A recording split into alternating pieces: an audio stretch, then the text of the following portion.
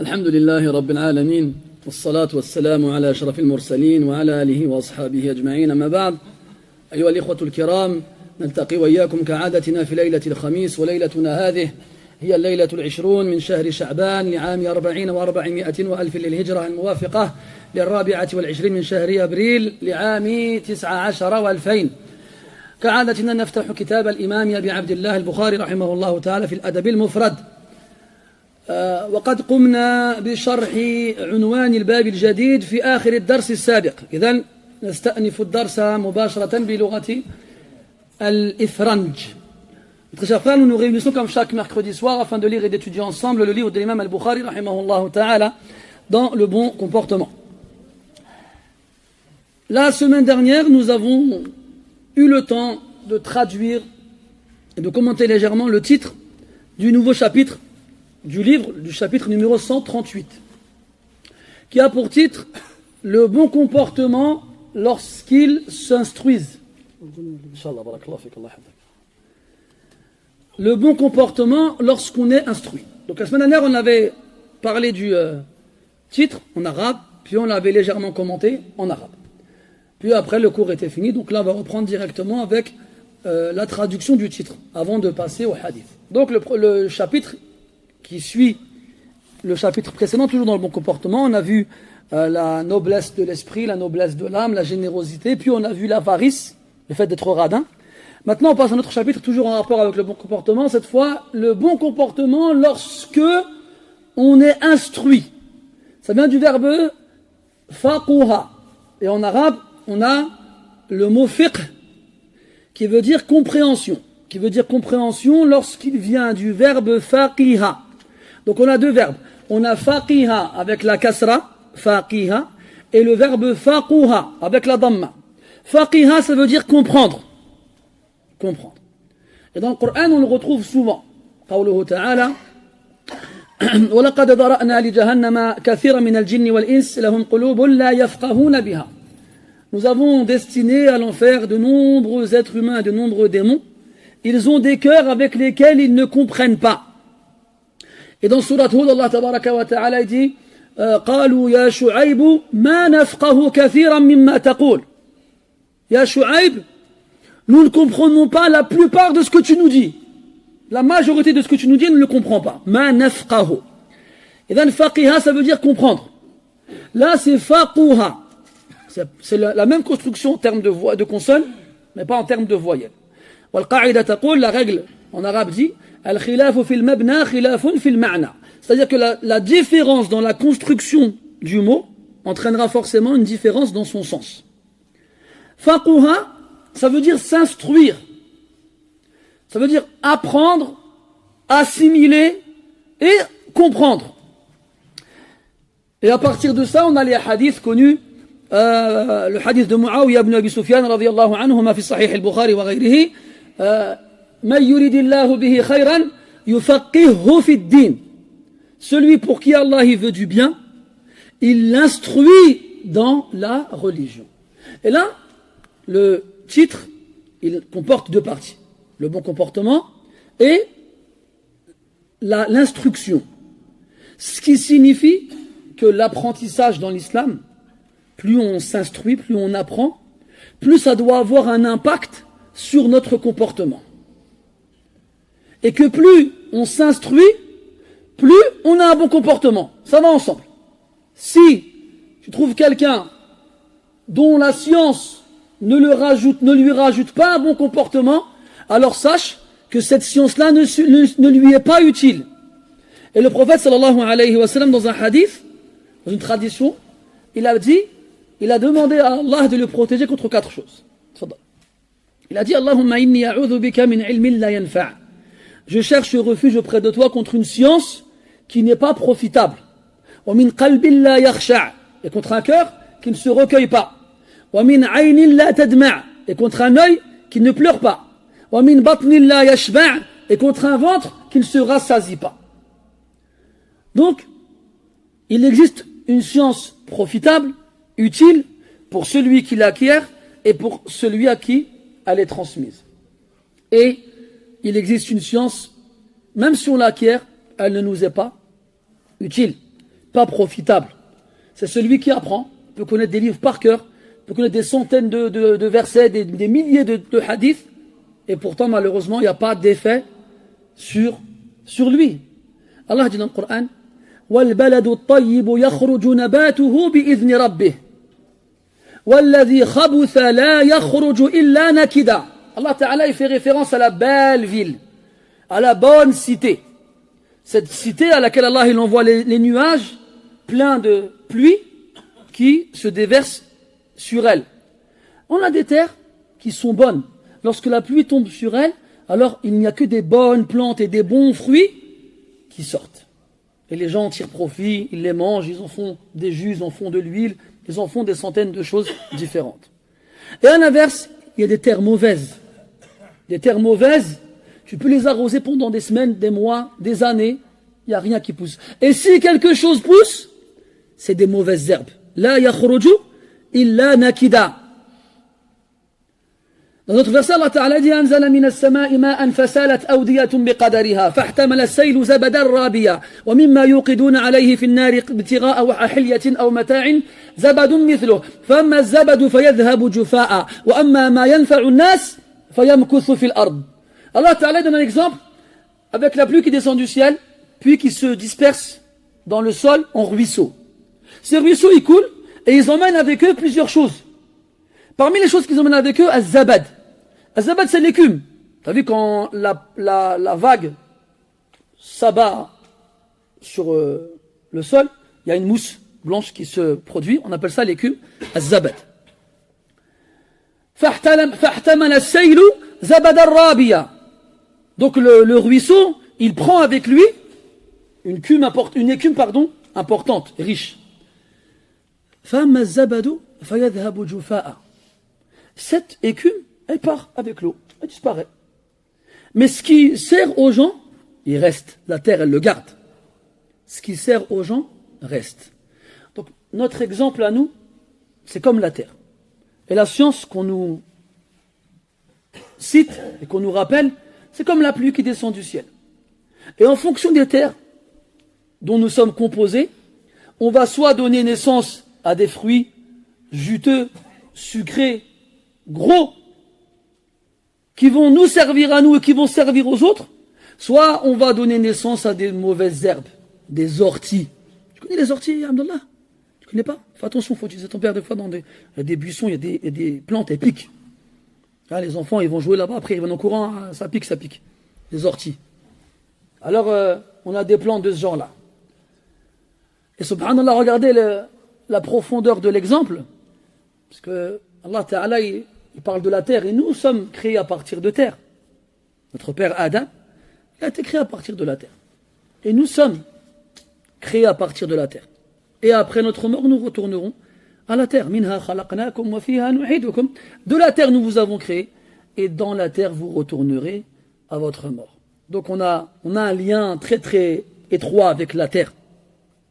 Cette terre sur laquelle on marche aujourd'hui, et demain on se retrouvera dans son ventre. Cette terre qui nous donne à manger aujourd'hui, et demain c'est nous qui lui servirons de repas.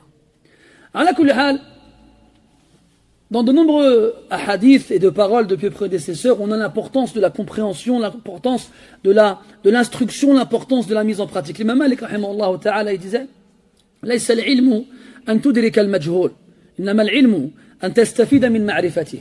La science, ce n'est pas d'apprendre quelque chose que tu ignorais. C'est pas ça la science. La science, c'est de tirer profit de la connaissance que tu as appris. On t'a donné une science, dedans il y a une connaissance. Comment tu vas en tirer? Tu vas en tirer profit. Et le fruit principal de la science, c'est le khashiyah, c'est la crainte d'Allah subhanahu wa ta'ala. يقول ابن مسعود رضي الله عنه ليس العلم بكثرة الروايات إنما العلم الخشية. La science, ce n'est pas de rapporter beaucoup de traditions prophétiques, beaucoup de paroles. Un tel il a rapporté que le prophète il a dit, un tel il a dit, les gens se disent oh il en connaît plein lui. C'est pas ça la science. La science, c'est ce qui donne à la fin la crainte révérentielle d'Allah subhanahu wa ta'ala. C'est ça. Il y a des hommes qui ont demandé à l'imam Ahmad rahimahullah ta'ala ce qu'il pensait de Ma'rouf al-Karhi.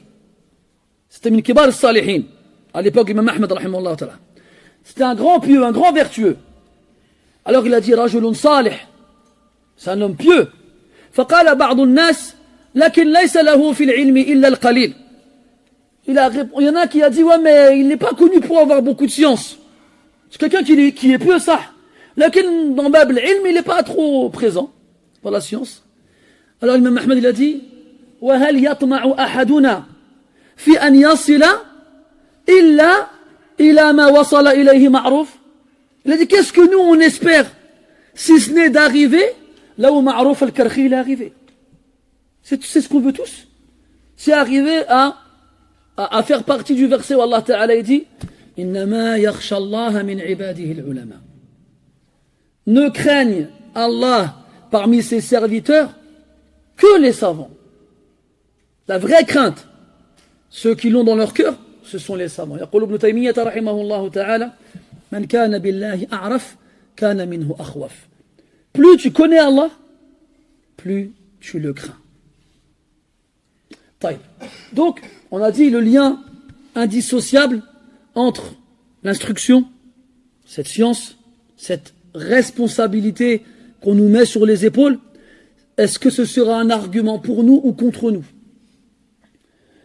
روى أصحاب السنن عن أسامة بن زيد رضي الله عنه أن النبي صلى الله عليه وسلم قال يؤتى بالرجل يوم القيامة فيلقى في النار فتندلق أقتاب بطنه فيدور في النار كما يدور الحمار بالرحى فيجتمع عليه الناس ويقولون يا فلان ما شأنك ألم تكن تأمرنا بالمعروف وتنهانا عن المنكر فيقول بلى لكنني كنت آمركم بالمعروف فلا آتيه وكنت أنهاكم عن المنكر فآتيه نسأل الله السلامة والعافية.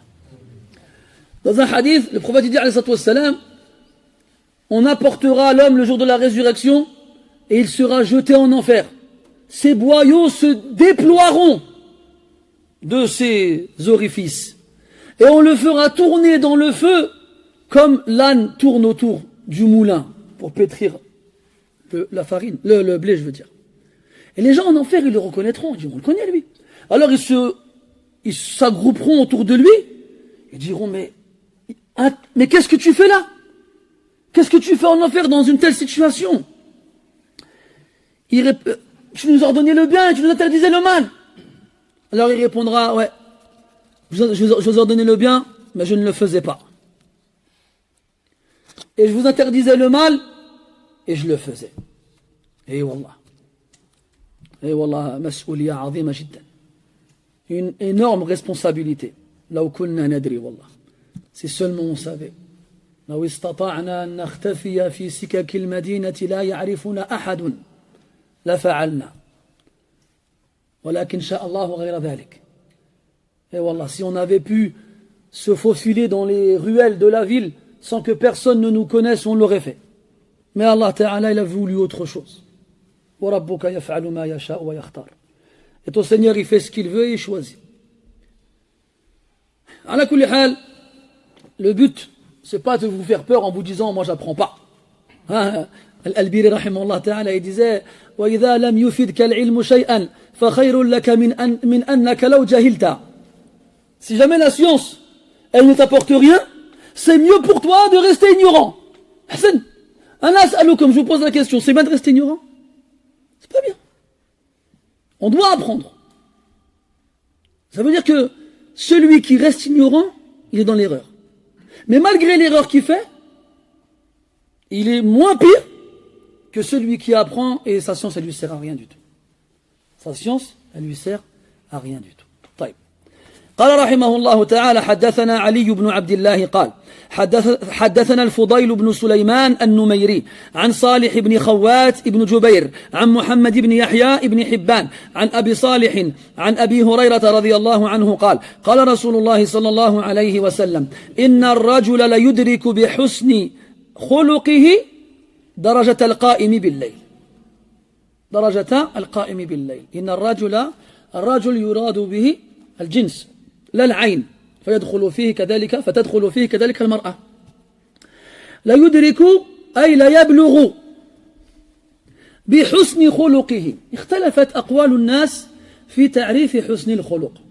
ومن أحسن ما قيل ما جاء عن الحسن البصري والفضيل بن عياض وعبد الله بن مبارك رحمة الله عليهم، لكلمات متشابهة. مفادها حسن الخلق 3 أشياء: بذل الندى، وكف الأذى، وطلاقة الوجه.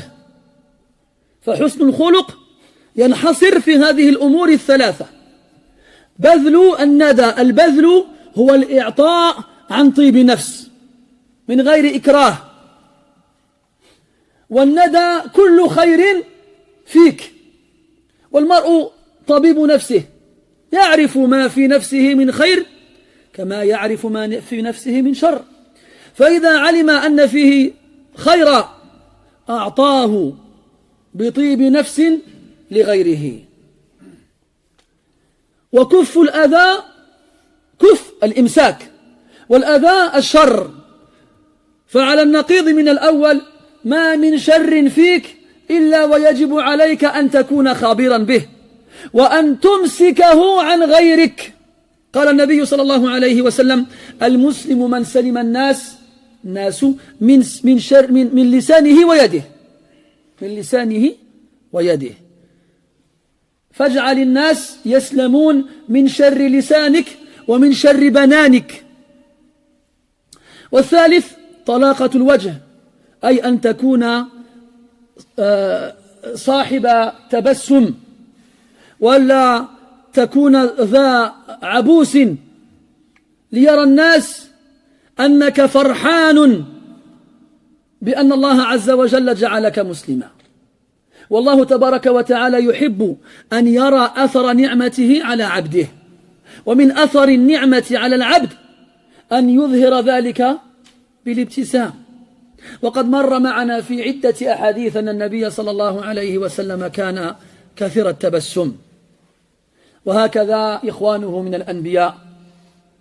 من ذلك قوله تبارك وتعالى في سورة النمل بعدما حكى الله عز وجل من قول النملة: يا أيها النمل ادخلوا مساكنكم لا يحطمنكم سليمان وجنوده وهم لا يشعرون فتبسم ضاحكا من قولها. وعاتب الله عز وجل نبيه عليه الصلاة والسلام لما عبس في وجه أحد أصحابه جاءه يستفتيه في دينه، عبس وتولى أن جاءه الأعمى. إذن طلاقة الوجه من حسن الخلق.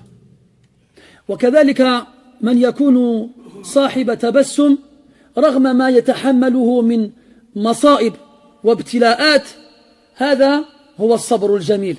يقول الله تبارك وتعالى: فاصبر صبرا جميلا. ما هو الصبر الجميل؟ هو أن تتحمل المشاق ولا يظهر ذلك في ملامح وجهك، في قلبك كأنك تحمل السماء، وفي وجهك كأنك سحابة تمر فيها. هكذا ينبغي أن تكون. يقول النبي صلى الله عليه وسلم: عجبا لأمر المؤمن إن أمره كله له خير وما ذاك إلا لمؤمن إن أصابته سراء شكر فكان خيرا له وإن أصابته ضراء صبر فكان خيرا له. ثم قال عليه الصلاة والسلام: لا يبلغ أو لا يدرك بحسن خلقه درجة القائم بالليل. وقيام الليل ما أدراك ما قيام الليل. قال عليه الصلاة والسلام: دأب الصالحين من قبلكم وشفاء لدوائكم وقربة إلى ربكم. يقول عليه الصلاة والسلام: أفضل الصلاة بعد المكتوبة صلاة الليل. ويقول السلف: ركعتان في جوف الليل خير من 100 ركعة في النهار. ويقول الله تبارك وتعالى: إن ناشئة الليل هي أشد وطئا وأقوم قيلا. ويقول عز وجل: تتجافى جنوبهم عن المضاجع يدعون ربهم خوفا وطمعا ومما رزقناهم ينفقون. ويقول عز وجل: أمن هو قانت آناء الليل ساجدا وقائما يحذر الآخرة ويرجو رحمة ربه. ويقول سبحانه: كانوا قليلا من الليل ما يهجعون وبالأسحار يستغفرون. وفي أموالهم حق للسائل والمحروم. ويقول عز وجل والصادقين والصابرين والقانتين والمنفقين والمستغفرين بالأسحار. قيام الليل من أحسن وأجل وأعظم العبادات لو كنا نشعر ولو كنا ندري. فالمرء إذا فطن في جوف الليل دارت بينه وبين نفسه حرب، فنفسه تدعوه إلى البقاء على الفراش، وإيمانه يدعوه إلى الانهياض للقيام بين يدي ربه عز وجل، فإما أن تغلبه نفسه وإما أن يغلبه إيمانه. فإن غلبه إيمانه فقام وتوضأ ثم قام بين يدي ربه عز وجل يتلو كلامه ويناجيه في دعائه، تفضل الله عز وجل عليه بنعم لا تحصى ولا تعد ولا تقدر بثمن ولا تعوض بشيء من هذه الدنيا. يقول أحد السلف أهل الليل في لهوهم ألذ من أهل اللهو في لهوهم، ولولا قيام الليل لما أحببت البقاء في هذه الدنيا، ولولا قيام الليل لما أحببت البقاء في هذه الدنيا. ومع هذا يقول عليه الصلاة والسلام أن صاحب الخلق الحسن يدرك يبلغ درجة القائم بالليل. لماذا؟ لأن الذي يقوم في الليل يجاهد نفسه جهادا كبيرا، ويجاهد شيطانه، لأن الشيطان يعقد على رقبة أحدنا عندما يأوي إلى فراشه 3 عقد، ويقول له عليك ليل طويل، فإذا قام في الليل فذكر الله انحلت عقده، فإذا قام فتوضأ انحلت أخرى، فإذا كبر وصلى انحلت الثالثة.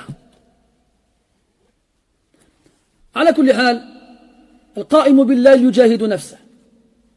أما صاحب الخلق الحسن بالإضافة إلى أنه يجاهد نفسه يجاهد كذلك أخلاق الناس، فالناس أصناف أشكال وطبائع مختلفة، منهم من هو لين سهل، ومنهم من هو وعر صعب، ومنهم من يصبر، ومنهم من يستعجل، ومنهم من يضحك، ومنهم من يبالغ في المزاح، ومنهم من ربما أساء إليك بقوله أو بفعله.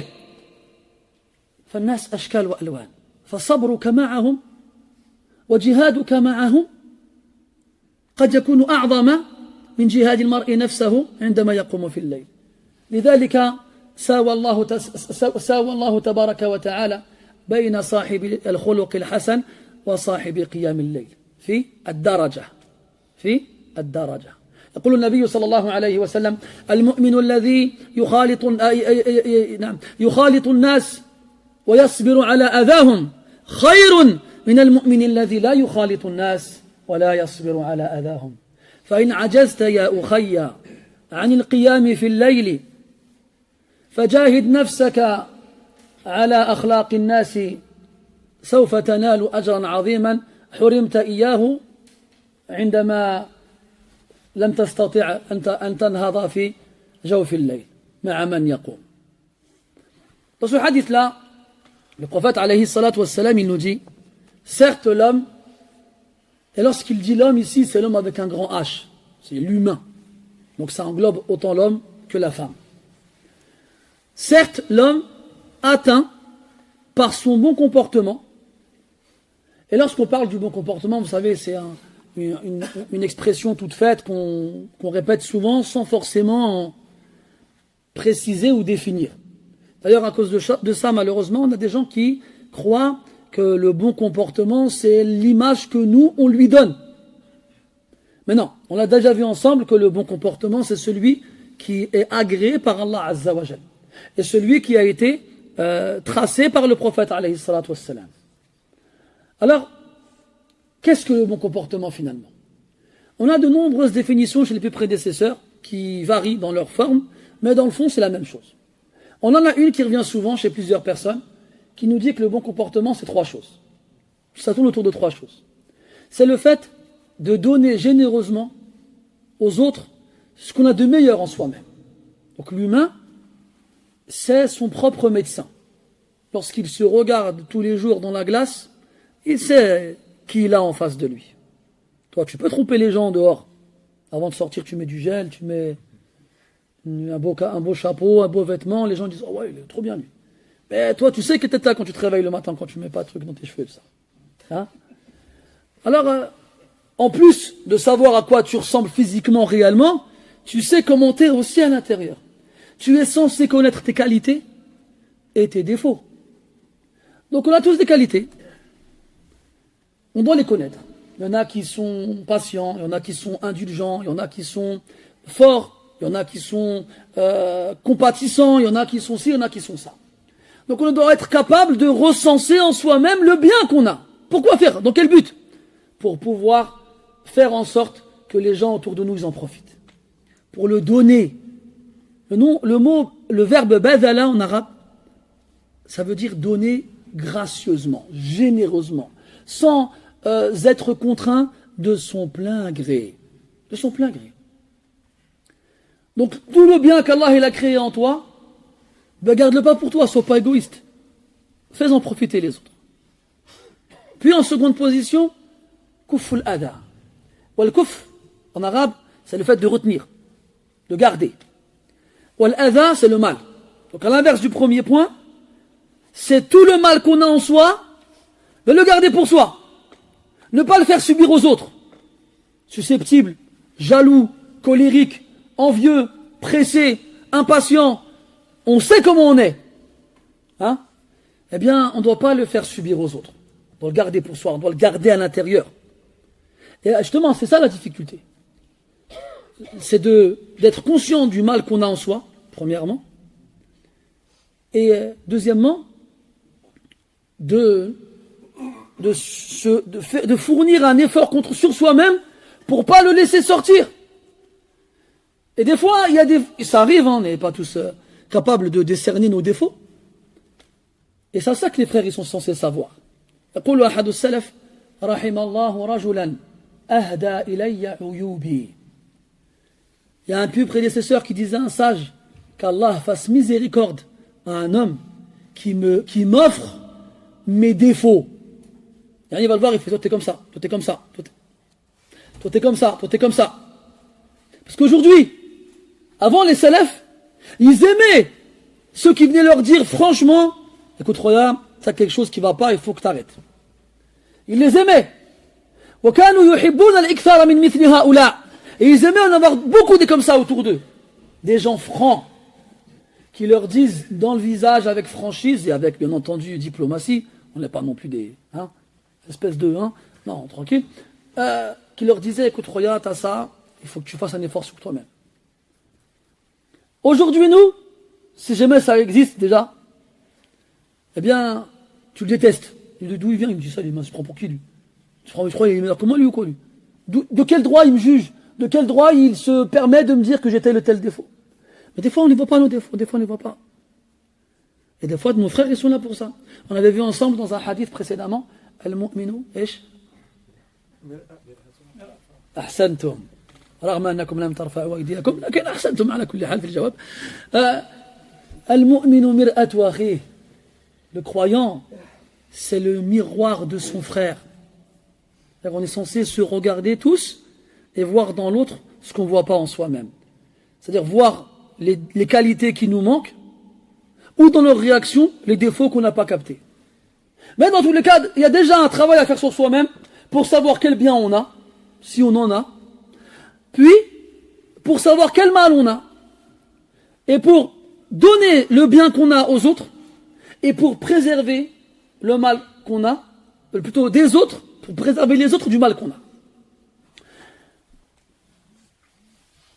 Le prophète dit sallallahu alayhi wa sallam, le musulman, c'est celui dont les autres musulmans sont à l'abri de sa langue et de ses mains.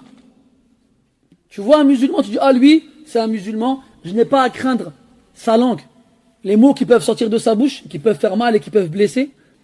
Comme je n'ai pas à craindre ses mains, Je n'ai pas à craindre qu'il me fasse du mal physiquement.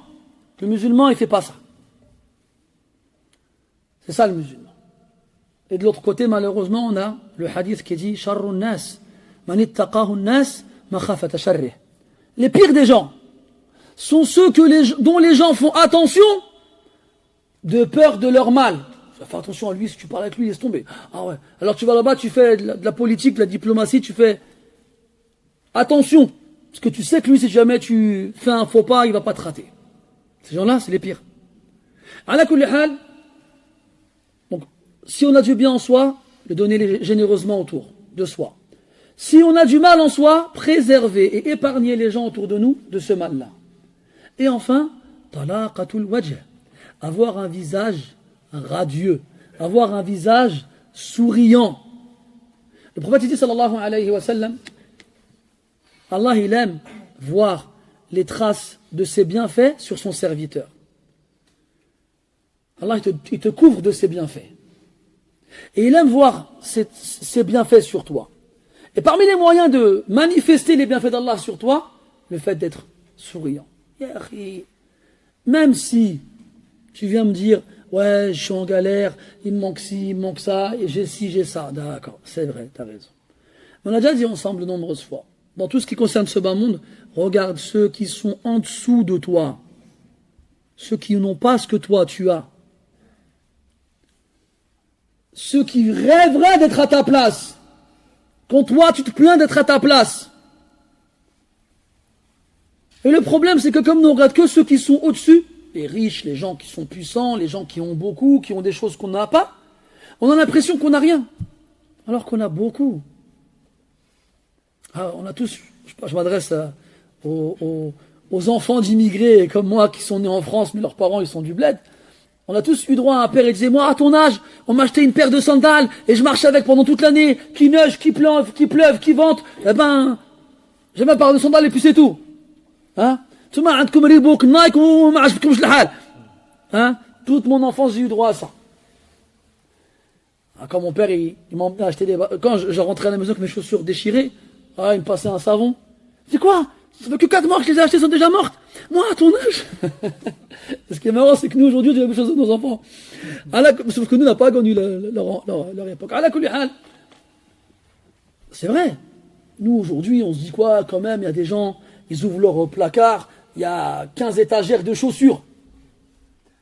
Il a un placard que pour ses chaussures. Ça vous choque pas? Et comment vous avez des placards, vous, c'est chez vous, pour vos chaussures? Mashallah alaykoum.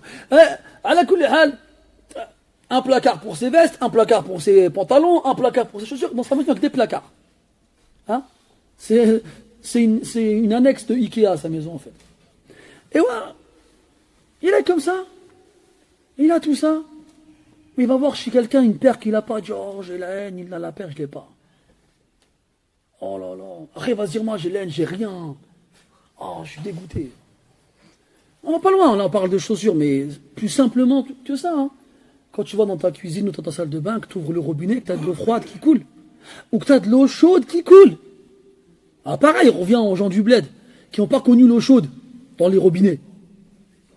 Quand tu vas prendre de l'eau froide le matin, il fait froid, et que tu vas allumer le bot à gaz. Hein? Comment on dit du bot à gaz en français? Le réchaud. Comment t'as dit? Bot à gaz. Non, moi je sais pas le chauffe. T'as vu le bot à gaz, c'est réel avec les. Tu mettais ta tente qui chauffe comme ça. Et après, il faut faire attention que ce soit pas trop chaud. Quand c'est trop chaud, tu rajoutes un peu d'eau froide. Après, t'as ça. Une sorte de gros verre comme ça, et puis c'est ça la douche. Hein? Il n'y a pas d'eau chaude. Et encore eux, ils sont mieux que les autres qui sont dans des coins. Il y a des lbir, il y a des puits. Dès qu'il a un robinet, c'est de l'eau froide. D'accord, il n'a pas d'eau chaude, il faut qu'il la chauffe, d'accord. Mais lui, il est mieux que l'autre, dans la cambrousse, où il n'y a pas de robinet. Alors il part le matin tôt, il fait nuit, il voit rien, il a une petite lampe, il a une bougie, il a des yeux, développé des yeux ultrasons, il arrive à voir dans le noir. Il prend son seau, il va jusqu'au puits. Des fois il y a des scorpions, des fois il y a des serpents, des fois il y a des bêtes qui sortent de nulle part. Il vient, il met son seau dans le puits, il monte l'eau. Il la fait monter comme ça. Après il ramène son seau, il va. Et lui, il est mieux que celui qui n'a pas de puits.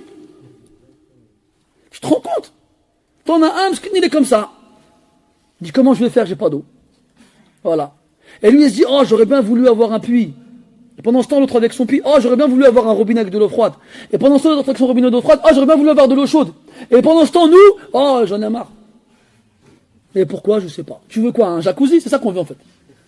On veut faire les ablutions dans un jacuzzi. C'est ça qu'on veut, Balek, c'est ce qu'il nous faut, nous. Ala kulli hal. Toujours, on se plaint, alors qu'on a tout. Toujours. Ala kulli hal. Donc, il faut que... Allah, il t'a donné des choses incalculables, inquantifiables. On ne connaît pas leur valeur. Et t'es pas content. Les gens, ils font la tête. Ils ont les sourcils renfrognés. On dirait, il leur arrive que des catastrophes. Qu'est-ce qui se passe? Pourquoi? Qu'est-ce qu'il y a? Une fois, hein, il y a quelqu'un qui est venu me voir. Il me dit, il m'arrive un grand malheur. Je dis, qu'est-ce qui se passe? Il m'a tremblé. Il me dit, je vais me faire licencier. Et puis il se met à pleurer. Bon, je le laisse pleurer. Je dis, qu'est-ce qui se passe? T'as pas de chômage? Il me dit, si. Je dis, alors? Pourquoi tu pleures? T'as pas de maison? Il me dit, si. T'as pas de quoi manger? Il me dit, si. Je dis, alors? Pourquoi tu pleures? Il me dit, j'ai plus de travail. Je fais, alors? Il y a des gens, ils dorment sous des ponts. Il y a des gens, ils dorment dans leur voiture. Il y a des gens, ils marchent. Une dame, elle est venue me voir. Elle est venue à pied d'Italie, jusqu'ici dans 93. De mosquée en mosquée. Et tu viens, tu me dis, je me suis fait virer. Et après? Tu seras un chômeur de plus dans la longue liste des chômeurs en France. Avec ton allocation chômage, qui va durer quoi, 2 ans? Avec des droits à la formation, des droits à je sais pas quoi. Et pourquoi tu pleures, Khoya? Limite, c'est peut-être mieux même. À la kulli hal, on se rend pas compte, wallah, on se rend pas compte. Comment tu veux après être souriant? Le prophète, il souriait, sallallahu alayhi wa sallam, on l'a vu dans de nombreux hadiths. C'était quelqu'un de souriant. Il nous a encouragés à sourire.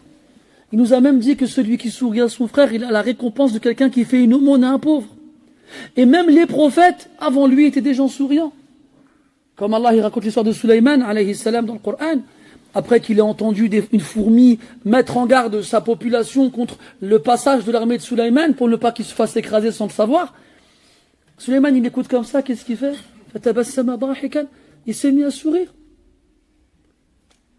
Allah, il a reproché au prophète d'avoir eu un regard sévère à l'égard d'un de ses compagnons qui était venu lui demander quelque chose à un mauvais moment. Le musulman doit être souriant. Le prophète dit sallallahu alayhi wa sallam dans le hadith, l'affaire du croyant elle est étonnante. Ce qui arrive au croyant, c'est quelque chose d'étonnant. Parce que tout ce qui lui arrive, pour lui, c'est un bien. Mais ça, c'est que pour le vrai croyant. Parce qu'il y a croyant et croyant. Il y a celui qui a la base, la foi, il croit, na'am. Puis il y a celui qui atteint le degré de la foi parfaite et complète. Et on parle de celui-ci. L'affaire du croyant, elle est étonnante. Quoi qu'il puisse lui arriver, c'est pour lui un bien. S'il lui arrive un bien, alors il est reconnaissant. Il remercie son Seigneur. Il est heureux.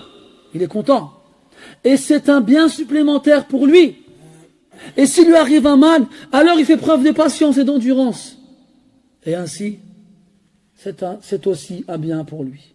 Allah dans le Coran, il dit au prophète, et à nous à travers lui, Fasbir sabran jamila. Fais preuve d'une belle patience. On a demandé à Ibn Taymiyyah, c'est quoi la belle patience? La belle patience, c'est quand tu es touché par une épreuve, une catastrophe, quelque chose de difficile, mais tu le gardes dans ton cœur et ça ne se voit pas sur ton visage. Sur ton visage, on voit quelqu'un de souriant, quelqu'un d'épanoui, quelqu'un qui a l'air heureux, même si dans son cœur, il est triste, parce qu'il est éprouvé. La pauvreté, la maladie, la mort, la tristesse, j'en parle, c'est d'autres, les épreuves, elles sont nombreuses et variées. Dans son cœur, il supporte une charge telle que celle du ciel, mais dans son visage, c'est comme si c'était un nuage qui traversait le ciel. Ça ne se voit pas. On voit que sur son visage, la joie d'être musulman. Souris, tu es musulman. C'est ça le bon comportement.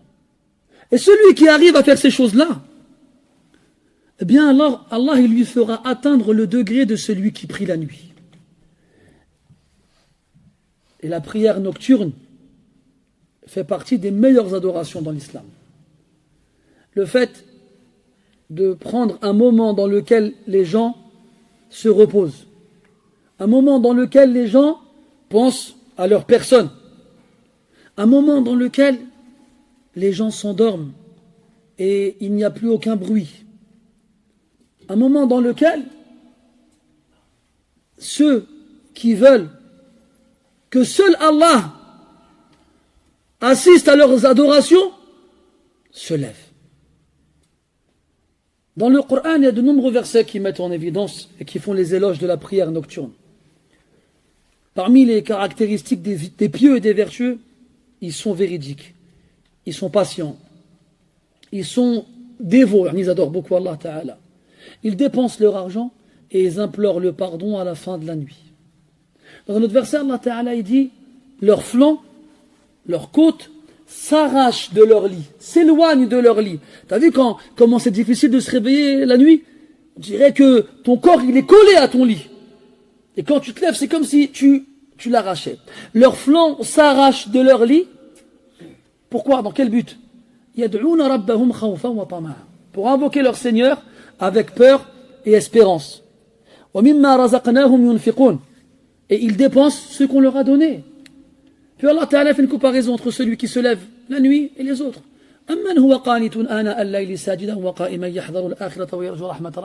Est-ce que celui qui passe la nuit debout, en prosternation inclinée, à réciter la parole de son Seigneur et à espérer sa miséricorde, il est comme un autre? La wallahi la yastawiyani abada. Non, par Allah, ils ne sont pas égaux. Et dans notre verset, Allah Ta'ala parle des gens du paradis. Il nous les décrit comment ils étaient ici-bas, quand ils se parlent entre eux. Au paradis, tu te rappelles ce qu'on faisait au paradis? Quand sur terre, il disait, ouais. La nuit, ils passaient très peu de temps à dormir. Et à la fin de la nuit, avant le lever de l'aube, ils imploraient le pardon de leur Seigneur. Dans le hadith, le prophète dit, sallallahu alayhi wa sallam, que la meilleure prière après la prière obligatoire, c'est la prière de la nuit. Il dit aussi, alayhi salatu wassalam, la prière de la nuit est l'habitude des vertueux qui vous ont précédés, et un moyen de vous rapprocher de votre Seigneur, et une guérison pour le mal qui touche votre corps, et quelque chose qui vous éloigne des péchés. Les plus prédécesseurs, ils nous disent que 2 unités de prière accomplies pendant la nuit sont meilleures que 100 unités de prière accomplies pendant la journée. Certains ils disaient, ceux qui se divertissent ceux qui se lavent la nuit pour prier, se sentent mieux que ceux qui se divertissent la nuit et s'amusent. Et ils juraient par Allah que s'il n'y avait pas la prière nocturne, ils n'auraient pas voulu rester ici-bas. C'est pas la peine. Le seul plaisir qu'ils ont, c'est de se lever la nuit quand les gens y dorment et de lire la parole de leur Seigneur et de se prosterner et de l'invoquer. La prière de la nuit a des récompenses énormes, si seulement on savait, si seulement on savait. Et le musulman, le croyant, il se sent toujours attiré vers cette adoration. Et après, il se divise en 3 parties. Il y a ceux qui se disent, non, c'est trop bien de prier la nuit, mais Allah ghalib, comme ils aiment bien dire, Allah ghalib. J'arrive pas à aller, c'est pas pour moi. Hadal, il n'essaye même pas. Puis il y en a qui essayent. Ils règlent leur réveil 1 heure avant le fajr. Quand le réveil il sonne, il regarde son réveil, il dit, oh là, vas-y, khel. Demain, Inch'Allah. Après, il règle son iPhone, hop, 1 heure plus tard, il se réveille pour la prière. Et puis, il y a celui à qui Allah il permet de se lever. Il y a des gens qui sont venus voir Al-Fudayl ibn Iyad, rahimahullah ta'ala, ils lui ont dit, Ma lana na'jazu an qiyam al-layl. Pourquoi on n'arrive pas à se lever la nuit? Il leur a répondu, Kabbalatkum khatayakum. Vos péchés vous ont enchaîné. Et on a demandé à un autre, pourquoi on n'arrive pas à prier la nuit? Pourquoi on n'arrive pas à se lever la nuit alors que d'autres ils arrivent? Il a répondu, Inna qiyam al-layl sharafun yu'tihi Allahu ta'ala man yasha'u min ibadihi. ولا يؤتي هذا الشرف من يعصيه. Se lever la nuit pour prier, c'est un honneur qu'Allah il offre à qui il veut parmi ses serviteurs. Cet honneur-là, Allah ne le donne pas à celui qui lui désobéit. Ala kulli hal, on pourrait parler longtemps de la prière de la nuit. Et là, on nous dit, si tu m'écoutes et que tu as envie de te lever la nuit, de prier la nuit, d'avoir les récompenses de la prière nocturne, mais tu n'arrives pas à te lever. Ben Allah, il te donne un moyen d'obtenir leur degré, d'atteindre leur degré sans être parmi eux. Comment? En ayant un bon comportement. Mais pourquoi celui qui a un bon comportement, il va avoir le même degré que celui qui prie la nuit? Celui qui prie la nuit, il fait un effort sur lui-même. Lorsque ses yeux se lèvent, s'ouvrent, au moment où son réveil sonne, ça y est, la guerre, elle commence. Tu mets tes gants et c'est parti. Et généralement, c'est toi qui te prends des pêches. Hein? Il te met KO direct. Et tu ne cherches pas à te relever. Il n'y a pas l'arbitre pour dire 1, 2, là il te dit t'es KO direct, allez, jetez-le. Là, la bataille elle commence. En plus, nous on a des matelas, épaisseur triple, des couettes, épaisseur triple, des coussins, épaisseur triple. Oh, des fois, les gens ils sont dans leur lit, on dit il est où? Il est tout au fond. Après, les frères ils disent que j'arrive pas à me réveiller. T'as vu dans quoi tu dors, mon frère? C'est normal, tu n'arrives pas à te réveiller. Dors par terre, Rouya. Hein, la sera. La paillasse. Bon, quand même pas. Mais, à la kulli hal, il ne faut pas s'étonner. On avait vu ensemble, dans le Shama'il, un hadith où Hafsa radiallahu anha nous disait que elle prenait une couverture qu'elle pliait en 4 pour le prophète quand il dormait, alayhi wassalam. Une nuit, elle a vu 4, c'était peu, que la couverture elle était fine, elle a eu de la peine pour lui, alors elle l'a pliée en 8 pour qu'elle soit plus épaisse. Le prophète il est venu dormir et le matin il est parti la voir, il a dit qu'est-ce que vous avez changé dans mon lit là? Vous avez fait quelque chose? Ils ont dit ouais. Elle a dit ouais voilà, on a vu qu'on le plie qu'en 4, c'était pas confortable, on a voulu ton bien, alors on l'a plié en 8. Elle a dit ne recommencez pas, j'ai pas pu me lever cette nuit à cause de vous. Ça c'est une couverture ça. T'imagines une couverture, toi t'arrives à dormir sur une couverture, mais on te l'a plié en 16. Tu vas pas réussir. C'est pas le dos, j'arrive pas, laisse tomber. Tu vas finir dans ton danopilou là. Eh bien, mais c'est un effort, c'est une lutte, c'est une guerre que tu fais contre toi-même pour te lever. Tu te lèves comme ça, tu as les yeux qui collent, tu essaies de les ouvrir, tu les frottes. Après, tu vas faire tes ablutions et petit à petit, tu ouvres les yeux. Même Hatta, il y en a, ils faisaient ça avec l'eau froide pour se réveiller. Il y en a qui priaient sur le stah de leur maison, sur la terrasse, en hiver quand il faisait froid pour rester réveillés. Et quand il faisait chaud, ils priaient chez eux, à l'intérieur, fenêtres et portes fermées, à cause de la chaleur, pour qu'elle les garde réveillés. Wallah, des techniques exceptionnelles. Ils nous ont tout appris, ils nous ont tout laissé. Jusque nous, tout ce qu'on sait faire, c'est dormir. تنام الدهر ويحك في غطيط بها حتى إذا ما مت انتبهت أراك تحب عرسا ذات خدر أبت طلاقها الأكياس بتا إلى آخر ما قال أراك تنام الدهر ويحك في غطيط الغطيط هو التشخير الشديد. Je te vois dormir, malheur à toi, dans un ronflement lourd toute ta vie jusqu'au jour de ta mort, alors tu te réveilles. الناس نيام فإذا ماتوا انتبهوا. Les gens ne font que dormir, mais c'est lorsqu'ils meurent qu'ils se réveillent. Bref, une lutte terrible contre soi-même. Et puis, très souvent, on n'y arrive pas. On se couche tard, on mange tard, on regarde n'importe quoi à la télé, on perd son temps. Après, tu veux te réveiller 1 heure avant le fajr. Il faut être lucide avec soi-même. Aïcha radiallahu anha nous rapporte que le prophète sallallahu alayhi wa sallam détestait dormir avant l'Isha et veiller à discuter après. Pourquoi? Parce que les veillées où on discute dans des sujets qui ne sont pas utiles, si c'est utile, la baisse, vont nous faire tarder et on va se coucher à 1 heure. On sera fatigué et on n'arrivera pas ni à se réveiller pour faire rak'atayn avant le fajr, Moi, je dis 1 heure, bzaf, c'est beaucoup. Il y a 10 minutes. Si tu arrives à te lever 10 minutes avant le fajr, tu te lèves, tu fais tes ablutions, tu fais rak'atayn, tu dis quoi? Astaghfirullah. Et Allah, tu veux plus facile que ça? Tu restes dans ton lit. Tu dis Subhanallah walhamdulillah wa la ilaha illallah wallahu akbar. La ilaha illallah wahdahu la sharika lahu lahul mulku wa lahul hamdu wa huwa ala kulli shay'in qadir. Dans le hadith sahih al-Bukhari, man ta'arra min al-layl. Tadroun ma huwa ta'ar, c'est celui qui se réveille pendant la nuit. Ça nous arrive des fois pendant qu'on dort, on se retourne et en se tournant, on se réveille. Celui à ce moment-là qui en profite pour dire La ilaha illallah wahdahu la sharika lahu lahul mulku wa lahul hamdu wa huwa ala kulli shay'in qadir. Subhanallah walhamdulillah wa la ilaha illallah wallahu akbar wa la hawla wa la quwwata illa billah.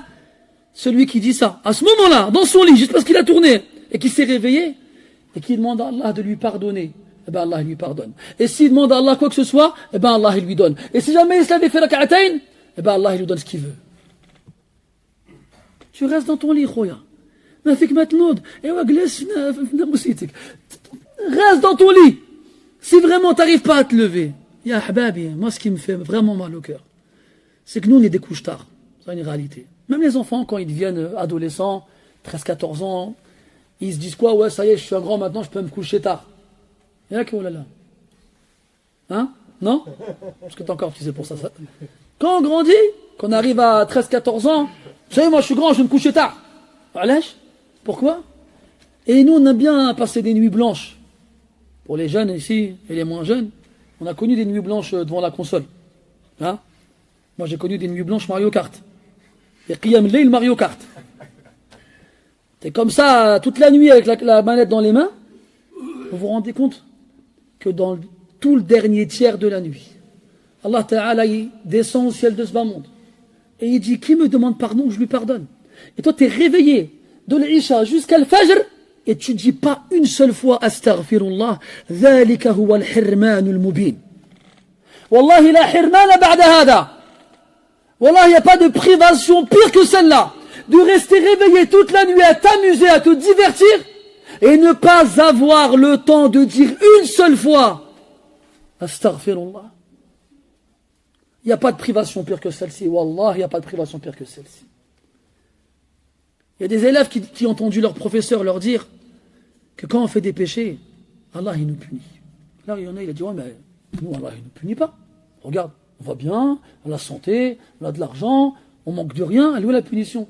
Il fait, tu sais quoi la pire des punitions? C'est quand Allah il te punit, tu t'en rends même pas compte. C'est quand Allah il enlève de ton cœur la saveur de la lecture du Coran. C'est quand Allah il enlève de ton cœur le bonheur de faire la prière. C'est quand Allah il enlève de ton cœur l'envie de lui demander pardon. Wallah, il n'y a pas pire que ça comme punition. Tu crois la punition c'est quoi? Que la foudre tombe sur la tête? Que le ciel il s'abat sur toi? Que ta femme, tes enfants, tes parents ils meurent? Que ton argent il disparaît? C'est pas ça la punition. La punition, c'est quand ton cœur il est mort et tu le sais même pas. Amwatun ghayru ahya. Donc celui qui se lève la nuit, il a fait un effort immense. À un moment où les gens ils se reposent. Il a préféré s'isoler avec son Seigneur que donner du repos à son corps et à son cœur. C'est pour ça qu'il a une récompense immense. Et bien d'autre côté, celui qui a un bon comportement, lui, l'effort qu'il fournit, il le fournit sur lui-même, parce qu'on a dit tout à l'heure, il doit sortir de lui tout le bien, le donner aux autres, et il doit garder en lui tout le mal, et préserver les autres de son mal, et il doit garder toujours un visage souriant, et en plus, il doit supporter les gens. Et les gens, ils ont tous des états différents. Il y a de tout. Il y a des gentils, il y a des méchants, il y a des patients, des impatients, des doux, des durs, il y a de tout. Donc toi, tu dois faire preuve de bon comportement avec tout le monde. Et ça, c'est quelque chose de très difficile. C'est difficile. Le prophète dit dans un hadith, sallallahu alayhi wa sallam, le musulman qui côtoie les gens et qui patiente face à leurs nuisances est meilleur que le musulman qui ne côtoie pas les gens et qui n'arrive pas à patienter face à leurs nuisances. C'est facile de se dire quoi? Moi, écoute, les gens, j'arrive pas à les supporter. C'est insupportable. Par exemple, il y a des frères qui se sont plaints de certaines personnes qui parlent pendant le dars à la mosquée. Et le frère était touché. Et je le comprends. De toute façon, vous êtes témoin, j'ai plusieurs fois fait la remarque. Les gens, ils n'avancent pas tous à la même vitesse. On a tous des vélos. Hein? Il y en a qui ont, t'as vu les deux roues en plus là, pour maintenir le vélo quand tu ne sais pas faire du deux roues.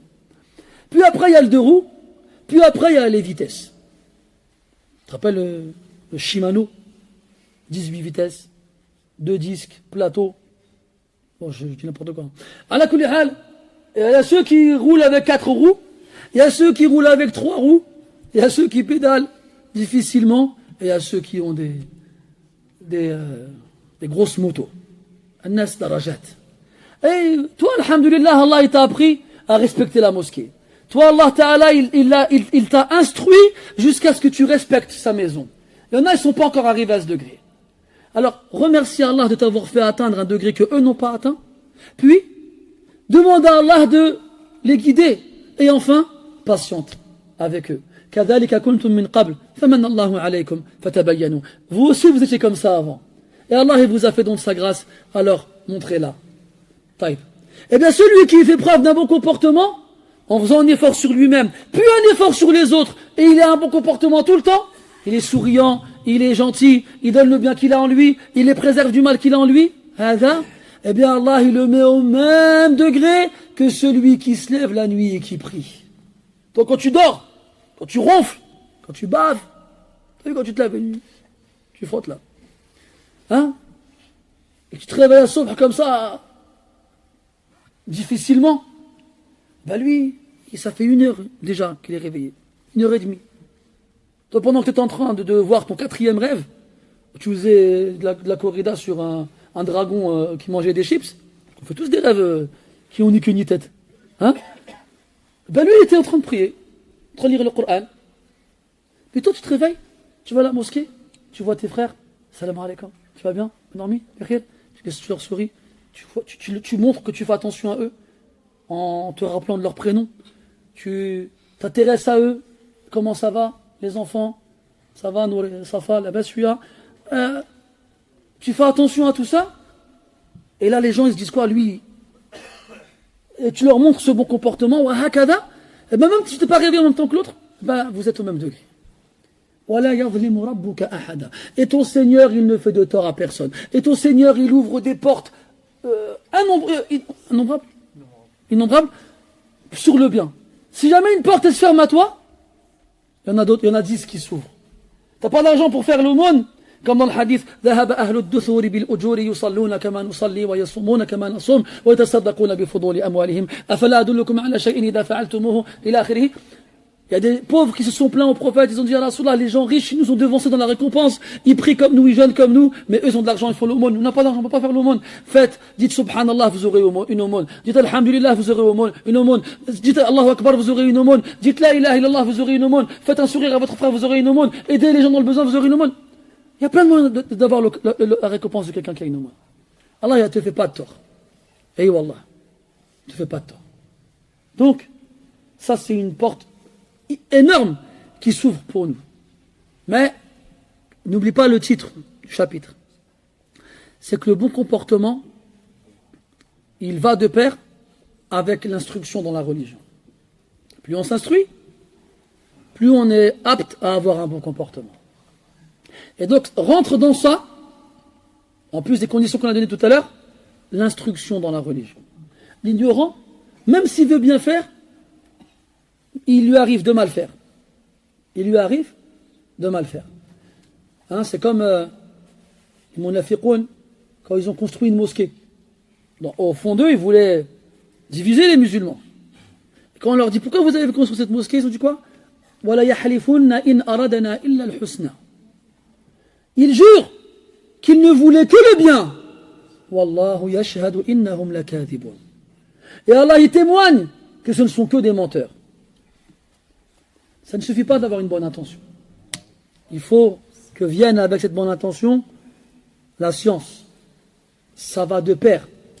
C'est un couple qui ne se sépare jamais. La bonne intention et la bonne compréhension. Et c'est seulement ainsi qu'Allah il accepte ton action. Dans le hadith suivant,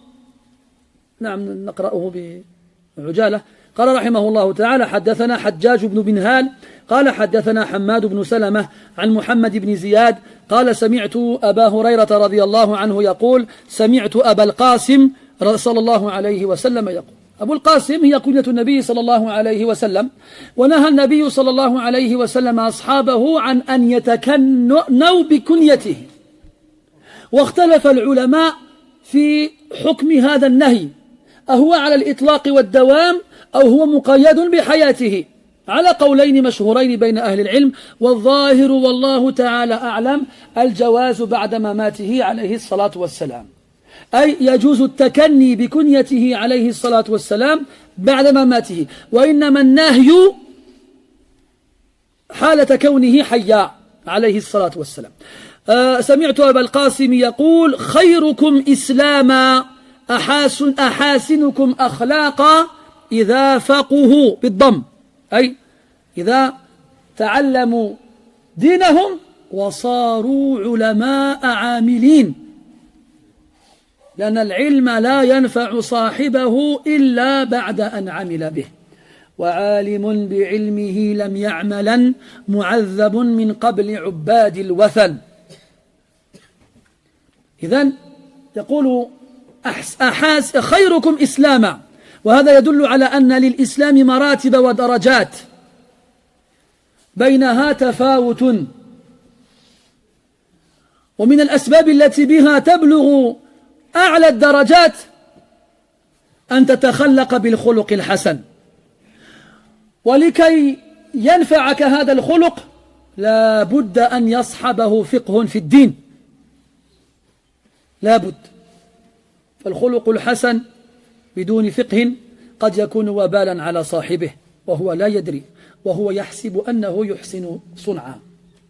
فاحذر أن تعمل بأعمال تراها حسنة زينها لك الشيطان، وهي في حقيقة الأمر معصية للرحمن عز وجل. والأمر الوحيد بل الأوحد الذي به تميز بين الحق والباطل هو العلم، خيركم إسلاما أحاسنكم أخلاقا إذا فقهوا. Et dans le hadith suivant, Abu Huraira radiyallahu anhu nous dit avoir entendu Abu al-Qasim dire. Abu al-Qasim, c'est le prophète sallallahu alayhi wa sallam. C'est sa kunya. La kunya en arabe, c'est le fait de surnommer la personne en l'affiliant soit à son fils, soit à sa fille, ou soit à une de ses caractéristiques. En l'appelant ô toi le père de un tel, ô toi le père de une telle, ô toi le père de telle caractéristique.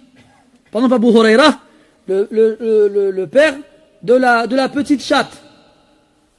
On l'appelait comme ça parce qu'il avait toujours avec lui un chaton qui gardait dans sa manche, fait comme mihi. Donc ça peut être une caractéristique physique ou morale, ou le nom d'un de ses enfants tout simplement. Ou même des fois le nom même s'il n'a pas d'enfant. Comme on avait vu avec Suhaib al-Rumi, c'est quoi sa kunya? Abu Yahya, bidon al. Abu Yahya, ahsant. Abu Yahya. Suhaib al-Rumi, sa kunya c'était Abu Yahya. Taïb. Il a dit quoi le prophète sallallahu alayhi wa sallam? Le meilleur de vous en islam est celui qui a le meilleur comportement lorsqu'il est instruit dans sa religion. Donc là on apprend plusieurs choses. Déjà premièrement que l'islam en tant que quantité, en tant que généralité, a des degrés différents. L'islam de l'un n'est pas au même degré que l'islam de l'autre. D'ailleurs, on trouvait beaucoup dans les hadiths, dans les traditions prophétiques, de certaines personnes qui se convertissent à l'islam, on disait « Wa hasuna islamuhu ». Son islam, il s'est amélioré, embelli. Et dans des hadiths, le prophète sallallahu alayhi wa sallam, « Min husni islamil mar'i tarkuhu ma la ya'nih » fait partie du bel islam de l'homme, de délaisser ce qu'il ne regarde pas. Donc, il y a islam et islam. Comme il y a foi et foi, comme on a vu tout à l'heure. Iman et iman. D'accord? Donc, le meilleur des islams, c'est celui qui a le meilleur des comportements.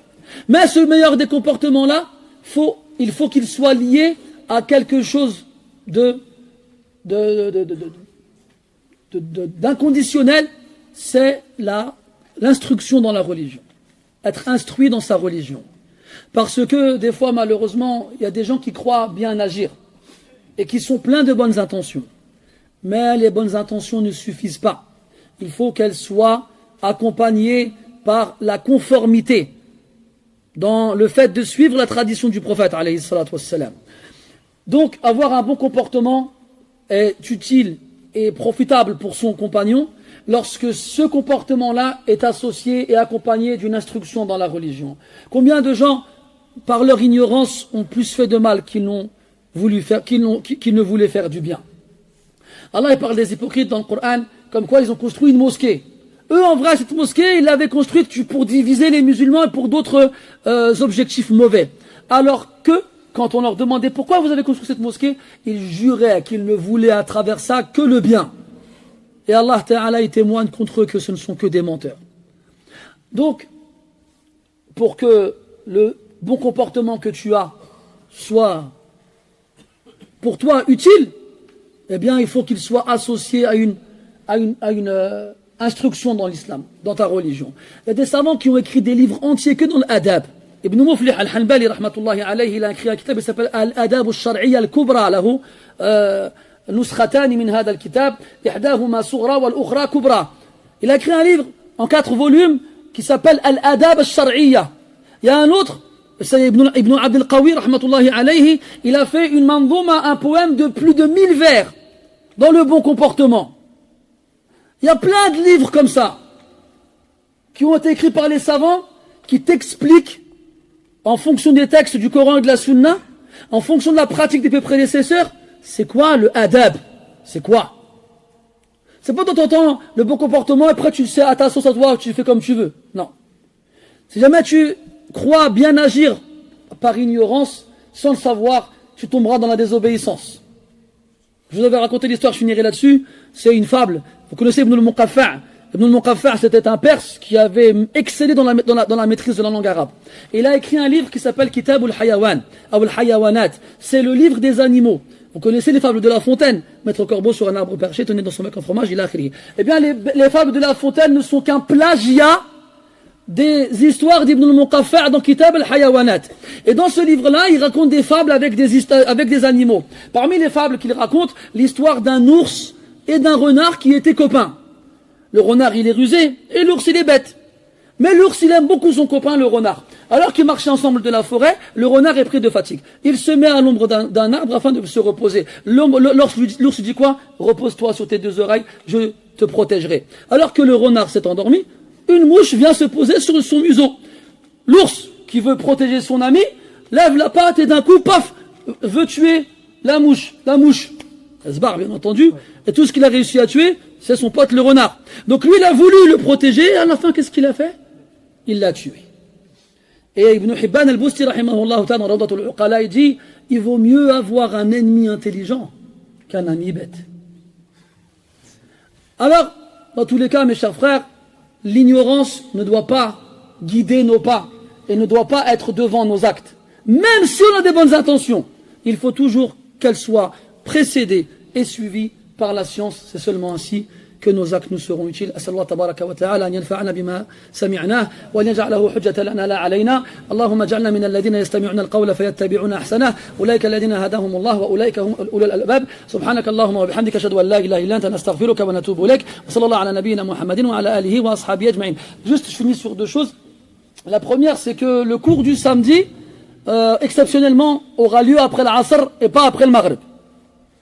Donc je répète, le cours du samedi, pour ceux qui y assistent, il aura lieu après l'Asr et pas après le Maghrib, premièrement. Deuxièmement, donc après le Maghrib, dans cette mosquée, il y aura une assemblée générale, donc tenue par les responsables de la mosquée. On demande à tout le monde d'y participer. On va donner des informations concernant l'évolution du projet de la construction de l'école, aussi concernant l'organisation de la mosquée pendant le mois du Ramadan. Donc soyez présents, barakallahu fikum, ça nous concerne tous. Wa jazakumullahu khayral jaza.